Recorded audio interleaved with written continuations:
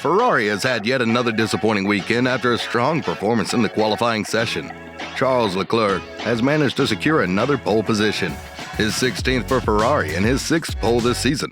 However, it seems like the Monegasque has a bad tradition going on, as he consistently fails to convert his pole position into a win. What's even more discouraging is that twice this season his engine hasn't been able to withstand the scorching heat in Baku and in Barcelona.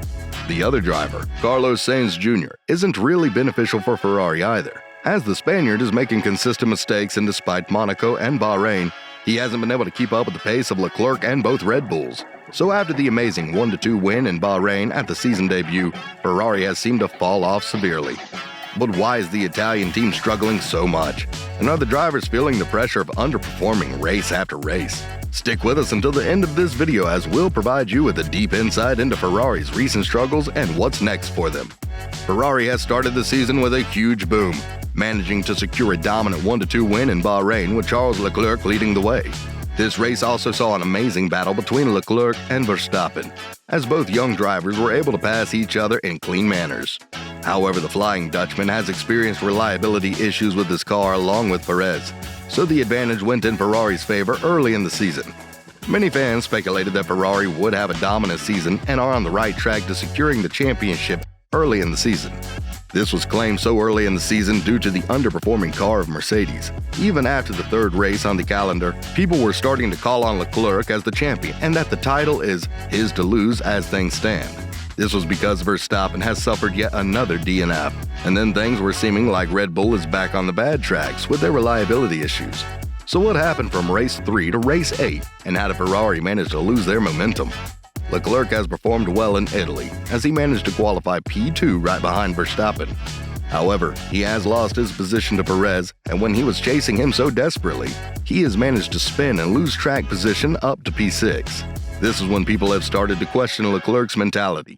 More precisely, his performance when under pressure, as he is pushed way too far when chasing Perez. This has caused him to lose a safe P3, falling to P6 and having to satisfy with his poor results. Sainz, however, has qualified P4 in Italy, but has had a bad sequence with Ricciardo as he was forced to retire after the collision with the McLaren driver. Ferrari hasn't been able to shake off the bad result in Italy, as the disappointment continued in Barcelona. For things to be more painful for Leclerc, he has been an absolutely dominant force throughout the whole weekend and was able to destroy his competition. His main rivals, Verstappen and Sainz, has spun in turn 4, so the lead of Leclerc was very big and almost untouchable. Yet the engine has failed. More precisely, the turbine's compounds have melted due to a cooldown issue. So the engine was unable to cool itself and overheated as a result of the process. This is where Leclerc lost his lead to Verstappen, and the next weekend was nothing different. Monaco is a very good track for Ferrari, as both of their drivers have managed to be the best on the grid throughout the free practice and qualifications. Leclerc and Sainz have secured the front row, and due to the rain, the race started with a rolling start. Translated to a more simple language, both of the Ferrari drivers were unfazed by the Red Bulls because of the nature that Monaco GP has, full of low-speed corners and non-overtaking zones. But the track has started to dry quickly, and drivers had to pit in from full wet to intermediate. Some of the drivers have decided that going from full wet to hard would be the better choice, as was the example with Sainz. However, Leclerc has followed instructions from his garage, and due to a bad tactic and miserable double stacking, he has lost track position not only to his teammate, but to both of the Red Bull drivers, ending P4 as a result. Now things have gotten pretty heated on the radio. When the engine failure happened in Barcelona, Leclerc was seen as pretty calm and was talking a lot to his team principal and engineers. However, things went south in Monaco, as he was heard swearing on the radio and asking the engineers aggressively, "What are you doing?" as they called him into the pits by mistake. The two pit lanes have caused him to lose track position and let Perez get close to him and Verstappen to extend the championship lead. So everybody expected Ferrari to bounce back in Baku, and training with qualifying has shown that Ferrari means business here, especially with Leclerc, who has managed to be a plus .350 faster than Perez, who is at P2. But the start of the race saw him lose position to the Mexican, and after he managed to pit under the VSC, he was leading the race after the Red Bulls pitted in a regular manner. It's worth mentioning that the virtual safety car was caused by his teammate Sainz, moreover due to a hydraulics problem. And when Red Bulls have started to get closer to Leclerc, his engine failed too, most likely due to an overheating issue. When asked about if he talked to the engineers about the problem, Leclerc's desperation could have been noted in his voice, as he said, "I came straight here. I haven't seen nor talked to anyone in the team." What hurts more is that Verstappen has finished P1 and Perez P2, therefore enabling them to both extend and pass Leclerc at the Drivers' Championship. This was a huge blow for Ferrari, both in the Drivers' and Constructors' Championship, as the team has managed to secure 0 points in both categories. Things are very serious not just for Ferrari, but for the teams that they supply their engines to. A very disappointing fact for Ferrari is that 4 out of 6 cars that have their engines on the field haven't managed to finish the race. Valtteri Bottas from Alfa Romeo and Mick Schumacher from Haas were the only ones that finished the race but couldn't score points due to a low performance level. So the question is, what is going on with Ferrari? The most obvious and logical answer would be that the team is suffering from reliability issues. This wasn't the case at the beginning because they were able to post dominant results even with their cars porpoising badly on the main straights.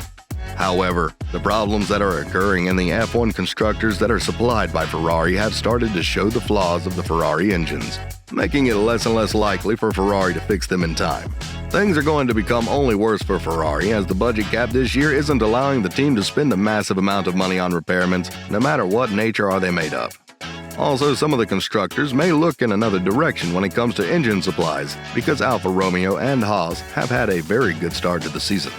Now, in the early stages, these teams could look for different solutions that would provide them with more reliability, which has proven to be the most important fact for an F1 car to score high results. Just look at Mercedes. Although the team struggles with speed, they are very reliable, and thanks to that feature only, their results have been amazing if you consider how they struggle with speed and porpoising. Ferrari could see Leclerc go sooner rather than later, as the rumors of him leaving the team haven't really settled down to zero. Everybody thought that he will have a redemption race here at Baku, especially after the qualifying session. But now, things are looking very bad for him, as Verstappen has been able to extend the lead to a commanding 34 points, while Perez is also ahead of him by 13 points.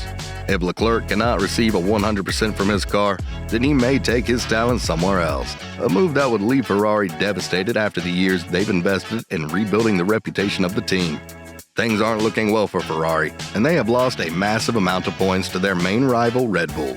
After Baku, Mercedes have become closer to them too, so they don't need stuff like this happening continuously because they might even lose the number 2 spot. That was a guarantee for them. It's a very painful thing to see Leclerc constantly being failed by his team, whether that is from the tactics or the car itself.